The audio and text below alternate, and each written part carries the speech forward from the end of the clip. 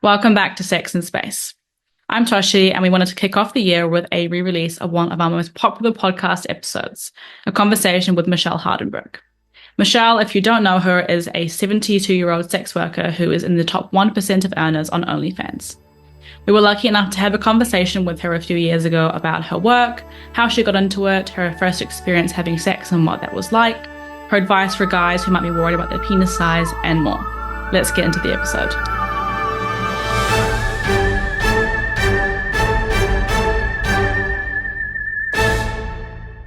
So for the benefit of recording an introduction for our listeners, I'm talking today with Michelle Hardenbrook, who's in beautiful, sunny California. And she is a gorgeous, dynamic, and thoroughly original online sex worker, hence being with us on our podcast. And she's got 60,000 followers on Instagram, last count. She's in the top 1% of earners on OnlyFans. For listeners who aren't familiar, OnlyFans is an internet content subscription service used by a wide range of content creators, including famous musicians, physical fitness experts, and lovely people like Michelle, who are sex workers. And Michelle, perhaps a little less usually, you also happen to be in your 70s. So welcome. We are really excited to have you with us on Sex in Space to talk to us about... You said I also happen to be what? In your 70s. Oh, yeah. I'm old. I'll be 72 this year. So you basically, when you started sex work, it was more in person through massage. Yeah, we talked about that. Talk us through your the early days. What was it that even had you thinking that might be a viable thing for you to do? Well, I had moved from Seattle to California to San Diego. A company had hired me and paid to move me down there. And 8 months later, suddenly I'm unemployed, living in Southern California, where my rent and utilities were $4,700 a month. Ouch. And I was almost 56 years old. And yes, I looked for work. And the only job offer I got was a beginning secretary job at $10 an hour. And that was not even going to pay my electricity bill. And I was talking to somebody, a new friend that I'd met there, about my dilemma. And it's like, well, I may just have to move back to Seattle, which I didn't want to do.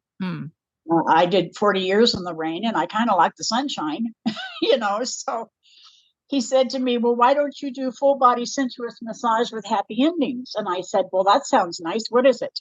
Yeah.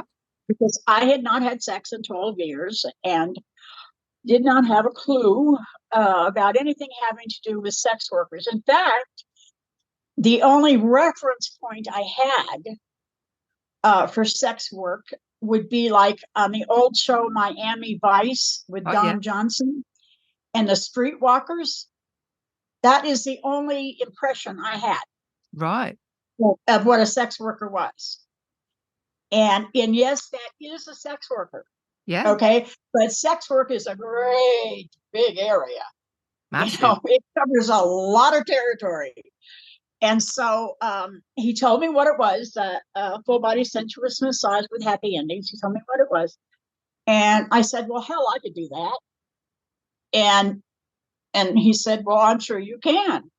And I had no idea how much to charge. I didn't know where to advertise because he told me. Right. And it was on Craigslist, which now Craigslist, you can't post anything having to do with sex or meeting or anything. But in that point in time, because that was in 2007, you could post on Craigslist and it was free. Right. So the advertising cost no money.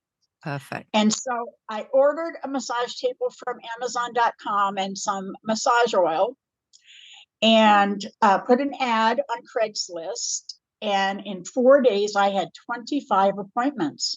Wow. Yeah, that's what I thought. And it's like, okay, fine, Michelle, stop and think about this for a second. Okay, you've established two things. The first is there's a market for a woman who's almost 56 years old. And second, 25 appointments in 4 days is too many. Right. And so I took 3 days off and I built myself a business plan. I decided how much money I needed to make every month, divided it by my hourly rate. And that's how many clients I had to see in that month. And I would keep a calendar so that every day I knew exactly how much money I had earned. I'm going to show you my calendar. I still keep the same calendar. Right. Cool. I got them all the way back to 2007. Wow. And yes, it's for tax purposes, but it's just, for me, it's a really good way for me to know financially where I am today, right, as opposed to where I need to be, in a few days. Yeah. To make sure there's enough money in the bank to cover whatever's going to be coming out. Yeah. And a lot of ladies that do sex work kind of don't have a business sense. I don't know if they just don't think of it as a business. I don't know. But the money comes in and then they spend it right away, and they have absolutely no idea how much money they've earned so far. And they only know that, when it comes down to the 29th of the month, oh my God, I've got to get the rent. Right. And it's like, well, what did you do with all the money you already earned? Oh, well, you see my nails? Oh, they were only $275. Have you lost your fucking mind? Yeah. Go down the street and for $28 you can get the exact same thing. Yeah. And so for all these years, this is, even though I'm doing OnlyFans now. So with OnlyFans, I take a daily check from OnlyFans. Every day, first thing I do is I go to the statement page, see how much money is in there that I can take out, and it goes straight to my bank account. Right. And so every day I put something in my day book. That's how much money I earned and from where, because I also get paid on my website. And I'm on Pornhub now, which is something I didn't want to do, but that's a different story. And so you described yourself to me when we first met as technically challenged, and Yes. Yet you are on OnlyFans, and you have this massive Instagram following. How did you see the online space as an opportunity?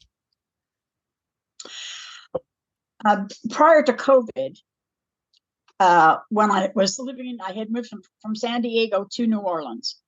And so I was working as an escort in New Orleans. And I certainly can use a computer. And once Craigslist got shut down, so we couldn't advertise there, then an alternative had to be found. And I'm excellent at research. Okay. I know how to use the internet to find out anything you want to know. Oh, cool. And I mean, it's that and oral sex are my two skills. Perfect. Okay. And so I start advertising on Backpage. And so once I figured out, the basic advertising sites, then there's a level of comfort I get to. Okay. Like, oh, okay. I understood Craigslist. I understood Backpage. And I do sort of have an attitude like I can learn anything. Right. I can. In 2007, I decided I was going to build myself a desktop computer. Really? Without any kind of training at all. And I did it because I was watching something on television about that. And the implication was it was a man's field. And that rubbed my fur the wrong way. Brilliant. And I thought, well, I can build a computer. If a man can do it, of course I can do it. Yeah. And I mean, I love men, don't get me wrong. Okay. But it's like a lot of times they get opportunities that women don't get. So when the FBI closed down Backpage here in the United States, all of the ladies that were in the sex industry really went into a panic as to how are we going to advertise our services? I remembered at that point in time that I had a Twitter account. I'd never used it, didn't know how to use it, but people kept talking about Twitter. And so I went on my Twitter account and kind of started looking around Twitter and figured, you know what, I probably can advertise here. Mm. And, I only had, at that point, maybe 100 followers, but I started advertising my escort services, not explicitly, but, they got the general picture. Right. There on Twitter. And at the same time, I was also advertising on a site called adults.com, something like that. Mm-hmm. And that's where I was getting better at Twitter, because Twitter, boy, there's a learning curve there. Right. You have to learn it, and there's rules. Of course, they're not as severe now as they were, but there are rules, posting guidelines that you have to follow. And so I tried to familiarize myself with that. Just before the governor shut down our state for COVID, I had gone into the hospital to have surgery. And since I knew I was going into the hospital to have surgery, I had to make a plan of how I'm going to earn money while I'm recovering from abdominal surgery for 6 weeks. Right. Because clearly I cannot have clients coming over because I was having a mass removed from my left ovary, and my left ovary was removed. And so actually a client of mine suggested several different sites online where I could possibly earn some, like a side hustle money. Right. And a couple of, I checked all of them out. And the things I was interested in is how much of the amount of money that I earn are you going to take from me? Right. What's your cut? And what are your demands? Because there are sites out there that will only let you have an account if you promise that you will post a certain number of videos and or photos per week. Right. Well, I can't make that kind of a commitment. I got other things to do. Yeah. And so I found OnlyFans. I like their terms of use. I like the fact that they only take 20%. I like the fact that I didn't have to post if I didn't want to. And so who would you describe as your primary audiences? Jane, I have no idea. Seriously, I have no idea. I know fellow sex workers like me because I'm helpful to them. Normally in the sex worker world, women are pretty mean. Okay. If you ask a sex worker for some help, helping, decide, what services you're going to offer, or at what rate, or safe locations to work, or even how to shave your pussy so that it's really smooth. Okay. That sex worker is going to either ignore you or tell you to fuck off. Right. Because they seem to think that we're all in competition with one another. And we're not. The thing we have in common is we are all women and we are all sex workers. But I can tell you that probably 95% of the men that came to visit me are not the least bit interested in somebody that is 30 years or younger. Right. They come to see me because they want to be with a mature woman. And do they tell you why? Oh, yes, because there's a lot of drama with the younger women.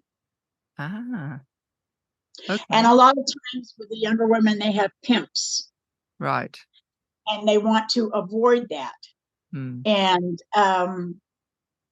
I don't blame them. I mean, I've had pimps contact me and want, me to go, work with them. And, I'll let them talk, and ask them, well, what is it that you have to offer me? Yeah. Oh, I can do income. Really? And how will you do that? Mm-hmm. Well, you'll be seeing twice as many guys as you're seeing now. Yeah. Okay. And what will you get out of it? I only have to get half. So in other words, I'll be doing twice as much work and I'll be making exactly the same amount of money that I'm making now without you. Yeah. How is this a good thing for me? And they get offended. It's like, lady, what's wrong with you? Why don't you understand this? And it's like by the definition of pimp is a man that don't want to work. Okay?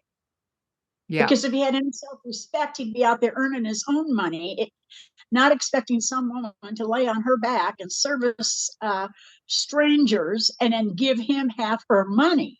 Yeah. What the hell is wrong? Yeah, I don't even get it.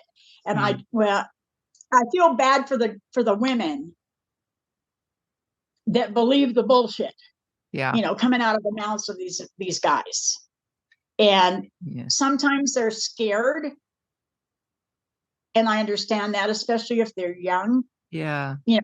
I'm a firm believer that really, honestly, I don't think that anybody ought to be in sex work until they're over the age of 30, because you really don't have a whole lot of a good grasp on life in general until you reach about 30.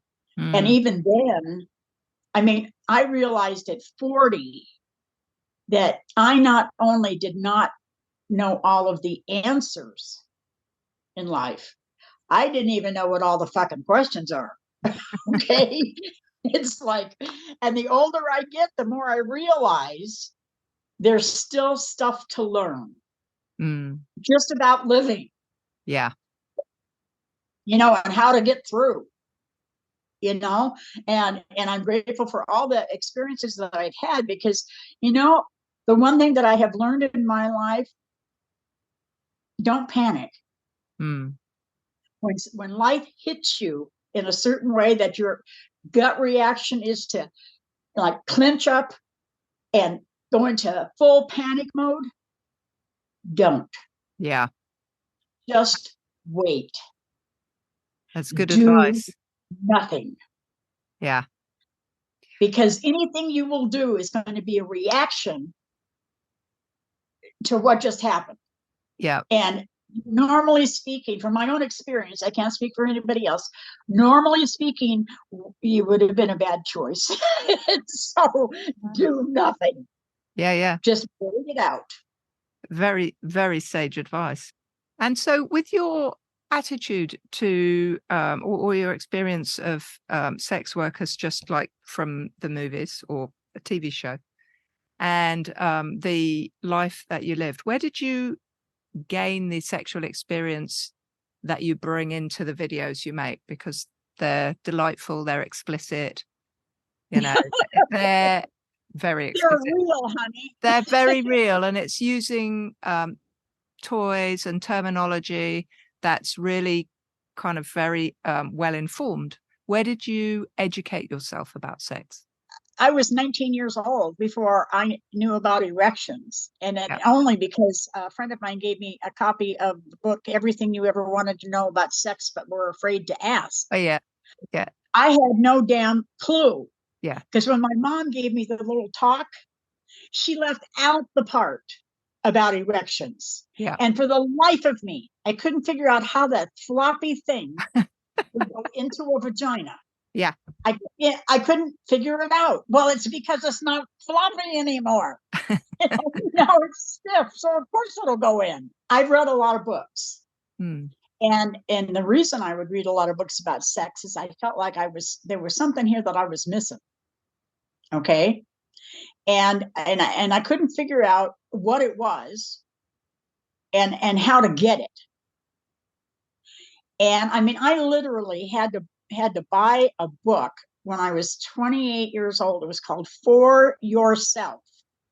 A Woman's Guide to Masturbation. And it was written by a woman gynecologist. Huh. I had to buy that book in order to learn how to masturbate because I had no idea. And even though I followed her instructions, kind of nothing happened. Right. And it's like, okay, so am I dormant? Does something need to bloom? Yeah. Yeah, I didn't know. And so when I was 28, I was working in a real estate office, and for Christmas that year, they passed around a gift catalog, and you could pick the gift that you wanted out of the things that they had. And so there was this back massager that fit into the palm of your hand, and I thought, I wonder. Yeah. So I ordered it. Perfect. And I remember when it arrived in the mail, and I took it home and I plugged it in, and I just laid it right on my labia. Okay, didn't spread anything, just laid it. And in 2 seconds, I had an orgasm. And I thought, okay, that's what they're talking about. Okay, I get it. And so that, and I used that until that vibrator died. And by that point in time, I think I was married to my third husband. And so like when I was 32, I bought my next vibrator. And so the one I had from the time I was 32 until I was almost 70. Wow. The cord was really brittle. Oh, okay? wow. And it kept breaking, the cord did. And so I'd be holding the vibrator, masturbating, and the damn thing would be shocking me. Oh, And no. so That sounds so unsafe. I put electrical tape around it and stuff. And finally said, oh, hell with it, I'm just going to replace it. So I went on to Amazon, and that brand, which is Oster, and Oster makes toasters and blenders and all kinds of things. And currently I'm using a heavy duty Oster back massager. The damn thing weighs probably 5 pounds, and it's not easy to hang on to the thing, in order to put it on my clit in just the right place so that I can actually have an orgasm. And then when I film with that, it takes up the whole area. Okay. All you can see is the back end of that thing. And so I really do have to find another vibrator that's got enough oomph, that's small enough so that when I'm filming my content, they don't just see the machinery. I feel like there's a really good gig here for you where you should put that call out to the makers of vibrators and then film yourself testing the various options and deciding which one's best. So to all those people running vibrator companies out there, the challenge is on. Send Michelle, message Michelle, get in touch, send her your gear, and she can do the vibrator test. That would be awesome. I've had a couple of different people contact me on Twitter, that they have an Amazon store offering me sex toys, so that's really a good idea. I get so many weird messages from guys every day. Like on Instagram drives me out of my mind because it seems like every second guy that messages me on Instagram fully expects that I will send them sex videos for free. Right. Because I post a lingerie picture. Right. And or on Twitter, I'll get somebody will send me a direct message, and the only thing in the message is a picture of their erection. Right. And what I do with those is I try to teach some basic manners. And I write back and I say, on what planet is it appropriate to introduce yourself to a woman with a picture of your erect penis? And, I never get a response. Odd that. I'm sure that they're just quite shocked. It's like, and other times, they'll message me a couple of different things and it's just fine. Hi, how are you? And then the dick picture comes. Right. And I don't do anything. I just don't even respond. So then they will message me again. Well, what do you think about my dick? The pat answer is every man has one. And every man loves the dick he was given because it does magical things. And it's like, I can appreciate the fact that you just love your penis. But you know what? I have seen at least 10,000 of them. And I can tell you that they're all pretty much the same. And so you might as well have been sending me a picture of your arm, because this is not going to do a damn thing for me. A lot of guys worry about, are they normal? Are they the right size, the right shape, the right, you know? What would you say to that? I would say that whatever you've been given is the right dick for you. I really think the average size dick is the ideal dick. And the reason I think that is, for me personally, it hits the G spot. You know, if it's too much longer, it goes right past the G spot and hits another area. And while it feels nice, it's not quite the same. And if you're too big around, well, that's just painful. Yeah. For me. And of course, why is it that these guys that have these huge monster dicks, they all want to, you know, fuck you up the ass? And, you know, after I did my second professional porn movie, and I was wrecked in that area, well, I just stopped doing anal. And I had so many clients that would say, well, you used to do anal. Yes, I did. Well, you know, why can't we do it now? And I'd always say, okay. And I'd run and get a dildo. And I said, I'm going to put this dildo up your ass. And if you can stand it, then you can put your dick up mine. Well, no, they don't want to do that. But it did get the point across. Yeah. You know, a lot of times for these guys, it's like, well, I'm paying for it. I ought to be able to get what I want. No, you're paying for my time. Right. And you are using my time. Yeah. And so, you know, any kind of activities that, you know, we might be engaging in is by mutual consent. Yes. And if one of us is not consenting, it ain't happening. And yeah. And so, you know, I'm kind of glad that I'm not in the in-person type of sex work now. But back to the dick question. The size and shape comes in lots of varieties. You know, it can go straight out. It can go out and up. It can go out and down.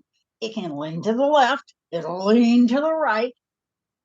And it's all fine, as long as it's not painful for the guy or painful for the person he's with, be it male or female, then it's fine. You know, the ones that are straight are easier, you know, to actually work with. But, you know, if you got to have a curved dick, one that curves up is real nice, because, again, the G spot. Ah, yes. You know, it's like, that's my favorite spot. Well, next to the clit anyway. So, but I don't get to, like, oral sex, and I love oral giving it. Receiving it, I never received it until I was in sex work. Oh, wow. Yeah. And so late bloomer, and cannot figure out for the life of me what it is that triggers an orgasm through oral sex with me. Can't figure it out. And so in the 13 years that I was a sex worker, I only had an orgasm through oral sex 18 times. And 3 of those times was with the same guy in the same session. Wow. And, you know, that's not happened again. And my boyfriend and I were still working on this. He goes, what am I doing wrong? You are not doing anything wrong. Because one of the things that happens when you get older as a female is you lose sensitivity in the clitoris. And I could take something like Viagra, and that would bring the blood flow back in. But, you know, if you spend enough time, then that might be the solution. You know, because I have done some research on this, and I keep telling him, it's not you, honey, it's me. You know, Yeah. I'm not taking, I'm just saying that, you know, when you're 71, your clit doesn't respond the same way it did when you were 28. And that's it just true for men as well, right? It is, you know, men get really upset because as they get older, their erections are not quite as firm and their orgasms are not as strong. Yeah. And what I always would talk to my clients about, because, they would confess this stuff with me and because they couldn't talk to their wives about it. And I would just tell them, I said, you know what? There's no such thing as a bad orgasm. There are some that are better than others. And I personally like the kind that just take the top of your head off. But I'll take any orgasm I can find. And so instead of focusing on what you no longer have, try focusing on what you still can do. Completely. And a lot of guys don't realize that they can still have an orgasm after they've had prostate cancer. True. Because they're focused on erections and ejaculation. Well, that's two things that kind of go hand in hand with the guy's sex life. This is true. But I had a client that came to see me that had prostate cancer and had been in remission for like 3 years. And he just came to see me for a massage. And I said, you don't want a happy ending? And he said, well, I had prostate cancer, so I can't get hard anymore. And I said, you don't need to be hard to have an orgasm. And he said, but I can't ejaculate. And I said, you don't need to ejaculate to have an orgasm. No, that's right. And he goes, you're kidding me. And I said, I'm not kidding you. And I said, I can show you. And he goes, okay. So he rolled over on his back and I took him in my mouth and it took about 2 minutes maybe. And then I felt the throbbing. And he goes, oh my God, I had no idea. Oh, bless. I had a guy once that came to see me and he wanted me to do cock and ball torture.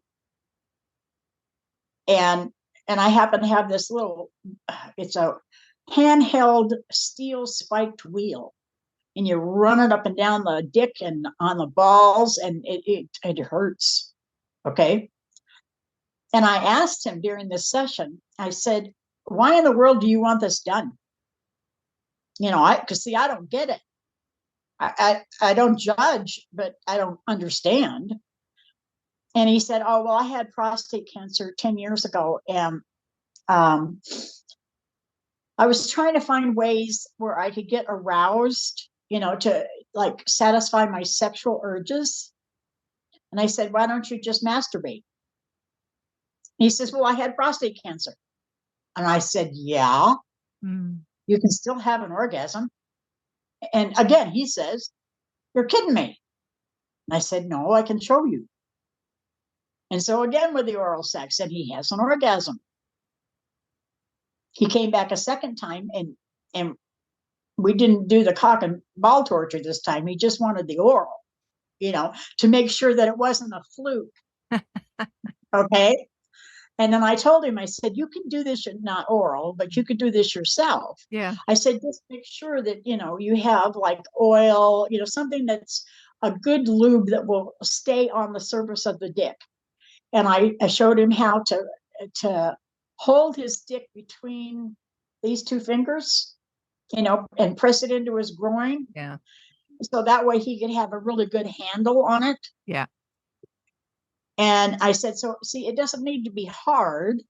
You just need to stroke it. The parts that give the orgasm are still there. Yeah. There's your dorsal nerve. All you have to do is stimulate that and your dick will respond. And, it's like, well, I lost him as a client. Yeah. But that's okay, because he gets to come. And that's the whole point. What advice would you have to people who don't understand sex work in terms of how they might want to think about sex workers, people who are trying to be open-minded, but with no information?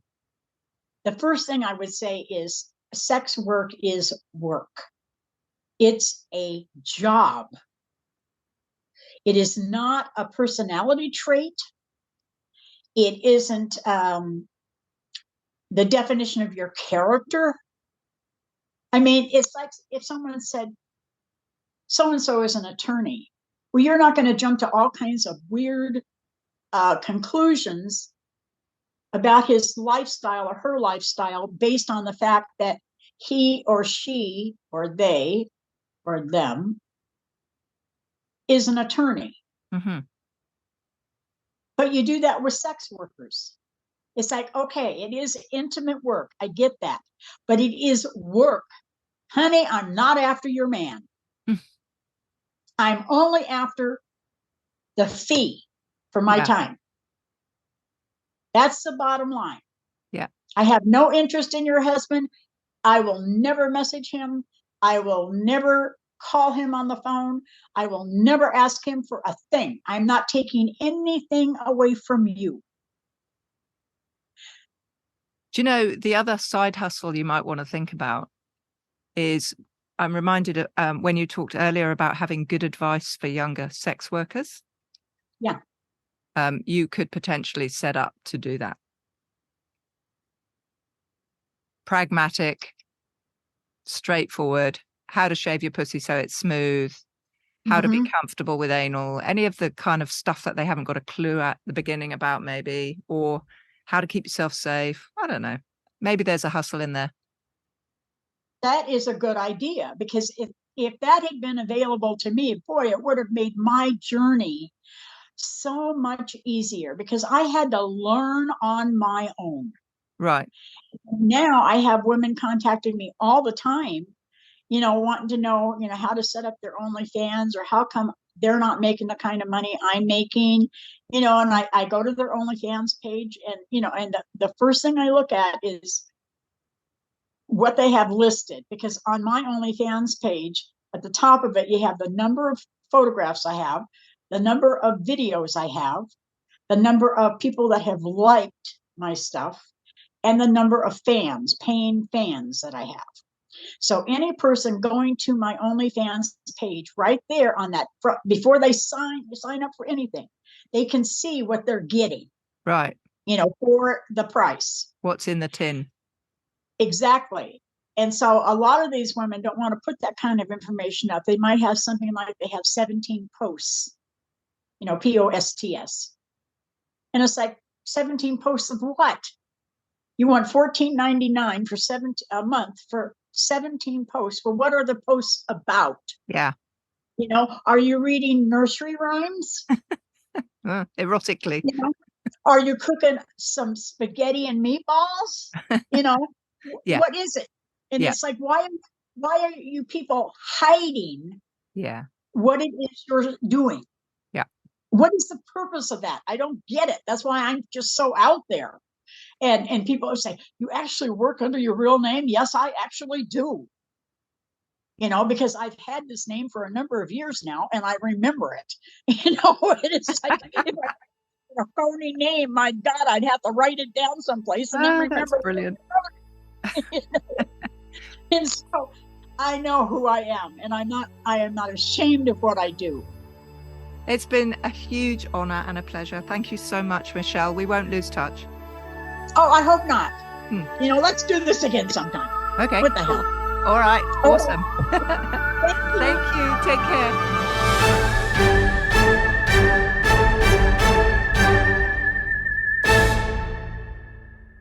We really hope you enjoyed today's episode. Before we sign off, we wanted to ask you for your help. Because we talk about sex, we keep getting shadow banned across a whole bunch of social media platforms. And that not only makes it hard for people to find us, but it sends a message that sex isn't okay to talk about. Not only is sex okay to talk about, it's totally essential. Because more knowledge equals better outcomes for all of us across a whole bunch of different measures. You can make a difference, and what we need from you is your active support. So please follow the podcast and consider checking out our social channels too, Instagram, YouTube, TikTok, whatever takes your fancy. You can find us at sexandspace.com and click on our social links from there. Help us make sex an okay space. Thank you for taking the Sex and Space trip with us, and until next time, safe travels, and we'll see you on the next intergalactic episode.